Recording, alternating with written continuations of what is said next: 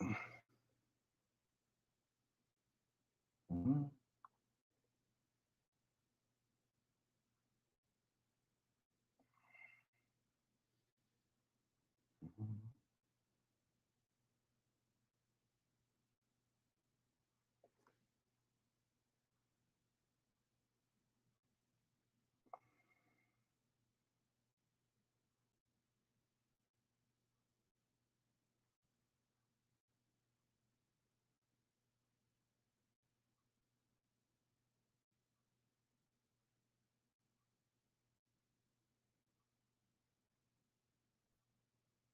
What's up? How are you guys?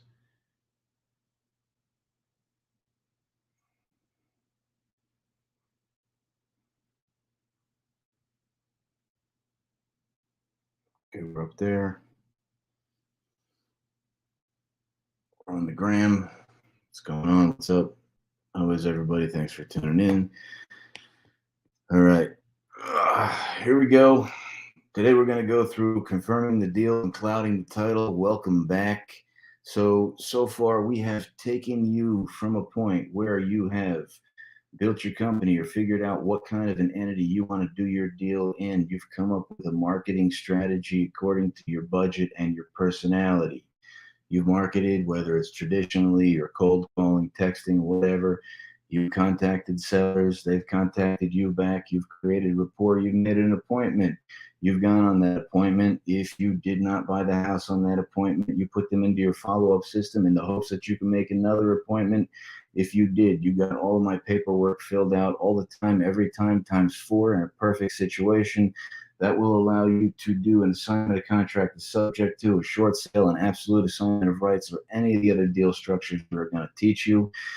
You went, you went on an appointment, you went to contract, you possibly even got the deed on a property that you have done absolutely no due diligence on. I commend you for doing that. You are brave in some people's eyes. And now we're going to find out what kind of a deal you have. So while everybody else was doing this completely bass backwards and doing their research, you created a rapport and you were the first one in the door. And this is a business where you do not have to be the smartest, you just have to be the quickest. So you went back to your car, maybe you Ubered home or however you got there. You left with a contract, you left with a deed and all your state specific documents. You can represent that you own the house at this particular stage in the game. And in fact, you do. And if you're ever challenged in a court of law, you can attest to the fact that you do own that particular property. And you can produce the documentation that says that you do. That you do. Congratulations, you just bought your first house creatively. Now we got to figure out how to get you out of it. And the way that we're going to do that is by figuring out what kind of a deal it is. So it's time to learn about confirming the deal and clouding the title. So you got home that night and you realized that you now have the skill set to make it in this business. At this point, it is just repetition. Get in the door, sign the paperwork. Get in the door, sign the paperwork. Get in the door, sign the paperwork. Now you have the problem. Now you have the challenge. Now you have the opportunity. Now let's figure out your way out of it. I am going to highly advocate that you celebrate that night, whether you're going to go drink a beer, take a bong hit, nail your wife, your girlfriend, your side chick, whatever it is, do it. You've earned it. You deserve it.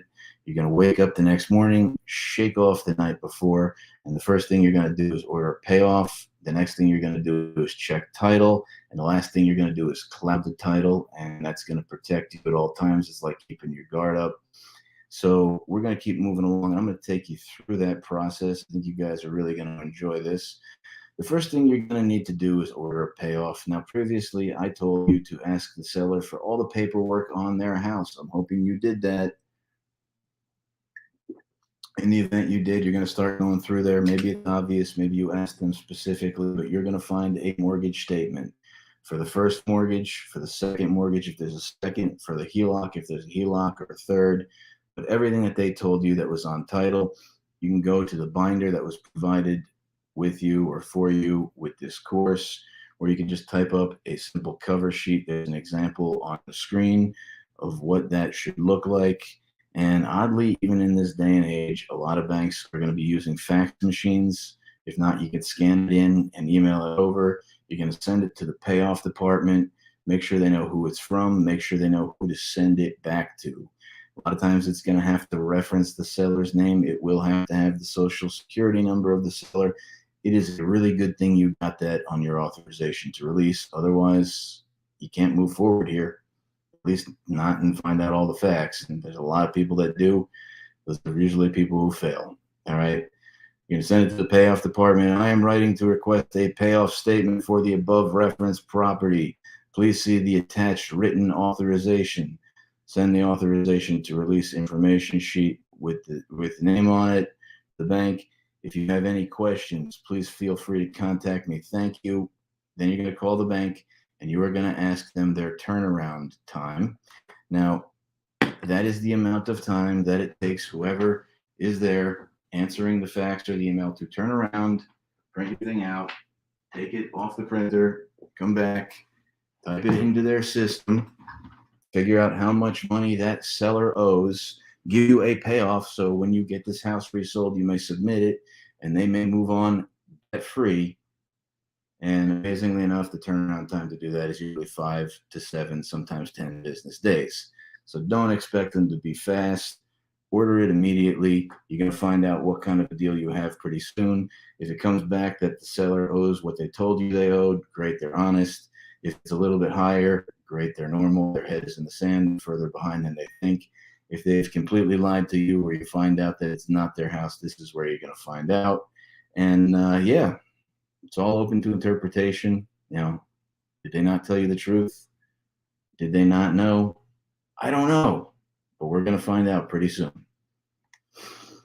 Here's a picture of an authorization to release that you would need to send over with that particular document. Some banks may make you get their authorization to release. Some banks will want additional documents to accompany this. You have to cater to the bank that you're dealing with because they are the gatekeeper. And the most important thing in every transaction is the money. This is how you pay off debt. And this is how you figure out approximately what you're going to get paid. Now, listen to me. Over 1,000 real estate transactions and never on one did I guess exactly right what I was going to make. You are also going to order title. This is an example of a title order form. This is not a real title order form, so please don't use it. And what you're going to do on the title order form, you're going to fill it out and you're going to write out or email over the property address, the name of the seller, a picture of their ID would be great, and their social security number, and you are going to request a title search. For the love of fucking God, title search. Write really big on the email or the fax, search only. If you do not, and it is not clear, there is a chance you can get a title insurance policy issued to you. We're going to stick a link in this, so in almost all 50 states, you can get title searches relatively inexpensive. I hope that really helps you out. One of my friends, Tariq, is going to come on here and teach you the principles of title and how to order it. We're going to do that for you in a later video. But again, a title search can be anywhere from $50 to $250. It's not that expensive. Title insurance at a zero, you could be looking at $2,500. Maybe even upwards of $5,000. It is not cheap. It gets expensive, and it's a mistake I need you to avoid. When you get the title report back, you're going to look at it. I personally do not read title reports. I am a dyslexic. I struggle to read the English language in general. But title is a whole nother animal. It's more complicated, it's more complicated than reading a menu at a fancy restaurant. The font is not uniform. Things are continuously changing as they pass hands from owner to owner, lender to lender, law firm to law firm. There's photocopies of things in there sideways, all kinds of crazy shit. So the way that I have learned to read title when I get it back is I call my title company up and I go, wow, I got the title research. What's broken? How do I fix it? And they'll give me a punch list with the title report of everything that needs to be satisfied for title to change hands. A lot of times there's going to be a first mortgage. It's going to say this first mortgage was taken out here. It needs to be paid off. There could be child support. There could be liens for other people that owe money. There could be liens for the previous owner, okay, that have still not been omitted from title, or they have not in the public eye been paid off yet. However, if you have the title policy from when your seller acquired the house and that title company ensured that all those previous liens were paid off, that is exactly what title insurance does. It insures the past and tells you everything is exactly as it was. That's the situation with title. Title does not have anything to do with anything going forwards. You are going to now have to either sell this property for enough money so it adds up to pay all the liens on the property and you get paid, or you are going to have to find a way to discount those liens so you can make more. Nevertheless, many people will tell you a property without clear title cannot transfer or cannot change hands. And in order to have clear title and title insurance, and this is what most lawyers and realtors and mortgage brokers are taught. For instance, many lawyers, realtors, and mortgage brokers and title people will tell you title on a specific property cannot change hands when it's in the foreclosure process. It cannot change hands after a lis pendens has been filed, which is a document stating it's in foreclosure. It cannot change hands while it is actively in bankruptcy. And I am here to tell you this is all a lie. I've actually done it. I know different. I'm also routinely asked to speak at Seton Hall Law School on the practical application of real estate law because I do something that these people don't, and I use it and I explore it and I interpret it and I find new loopholes in what works. Plus, one of my lawyers is a professor there and they really like the stuff I'm doing. So, title search only. What's broke is the conversation, and how do I fix it?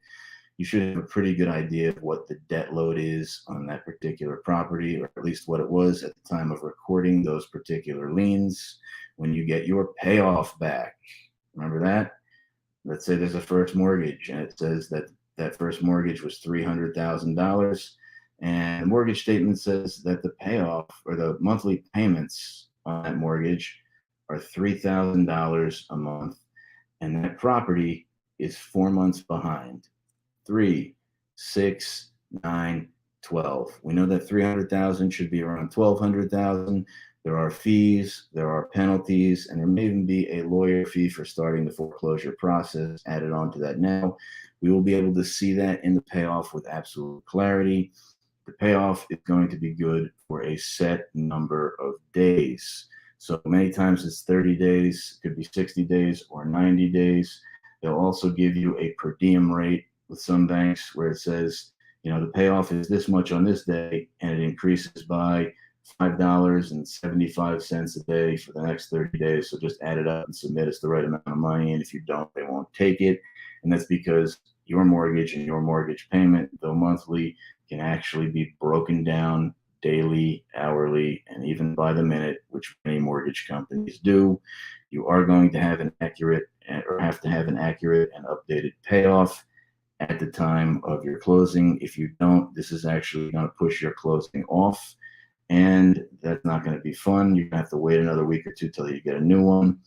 Again, everything else on title is going to have to be satisfied. One of the things that will really help you satisfy that quickly is if you have all the closing documents from your seller when you acquire the house. And you can go through, you can call that previous title company, and you can make sure all the previous things leading up to your guy, the seller you're dealing with, have been discharged, and the insurance policy ensures that.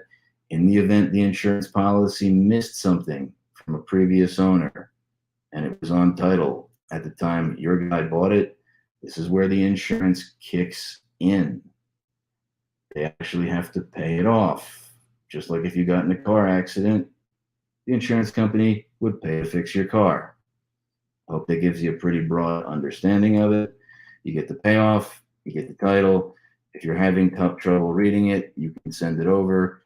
One of our guys, I'm sure, would be more than happy to interpret it for you. For those of you who are in our C4 cold calling coaching community, go ahead, throw it in the Discord. Linton, AJ, and a bunch of the guys here are really good at reading title. They can give you an interpretation of it. Now you got a good idea of what kind of deal you have. You should start to know what your exit strategy is after you've acquired the property. You have your payoff and your title report. And now it is time to do what nobody else is going to teach you to do, and that is how to keep your guard up and protect yourself at all times, because anything that could possibly go wrong will go wrong. And I hate to say it like this, but these hoes are like sellers, and these sellers are like hoes. They ain't loyal. So give me a second. We're going to protect you. All right. Let's learn to practice safe real estate. You've engaged in the transaction. If this was a dating scenario, we might as well call this sexual intercourse. You need to wear a condom so you don't pick anything up. You need to be guarded. You have no idea where anybody has been. And nobody teaches you this. And I think the reason why nobody teaches you this is because the majority of people who teach you how to do real estate investing, wholesaling, and creative shit like this aren't actually doing it. They're selling shit to you that's fancy and nice packaging. I like to fish. I mean, look at fishing lures. They're brightly colored, but most fish are colorblind. Most fishermen are not. So you've fallen into the trap. You get everything back. Maybe it's a wholesale deal. Maybe it's a subject to deal. Maybe it's an assignment of rights. Maybe it's owner financed. Maybe it's a short sale. I don't know what it is, but you're committed. You want it. You're moving forward. So now you're going to cloud the title, and you can do one of two things. You can either record a notice of settlement, which puts the world on alert that you are under contract with the seller to acquire this particular property.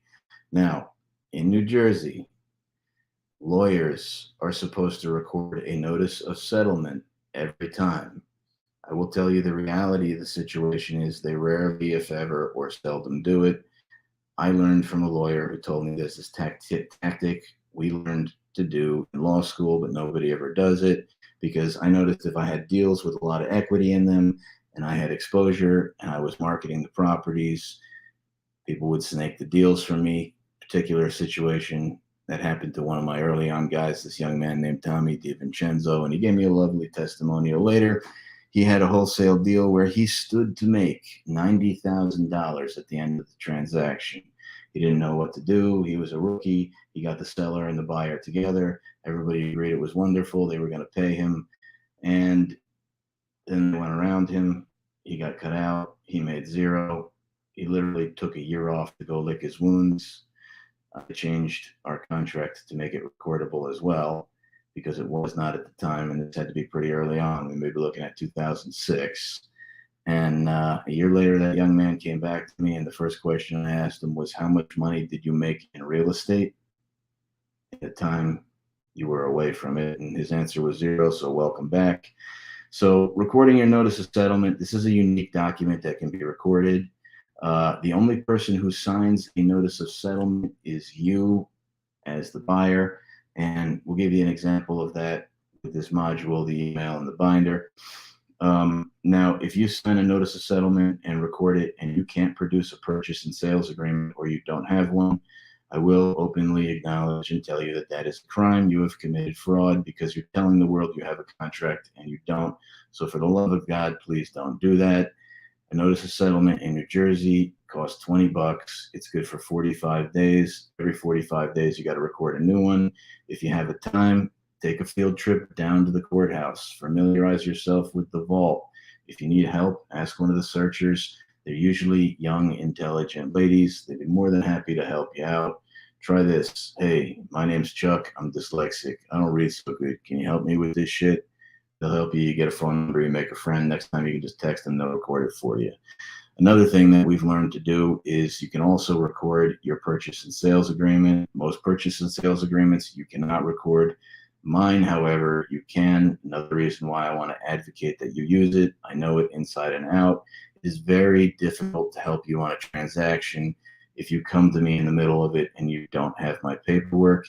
If you record my purchase and sales agreement, I'm going to tell you right now, it's going to cost a little bit more. It's going to be about $85. You're going to need the 2-page purchase and sales agreement.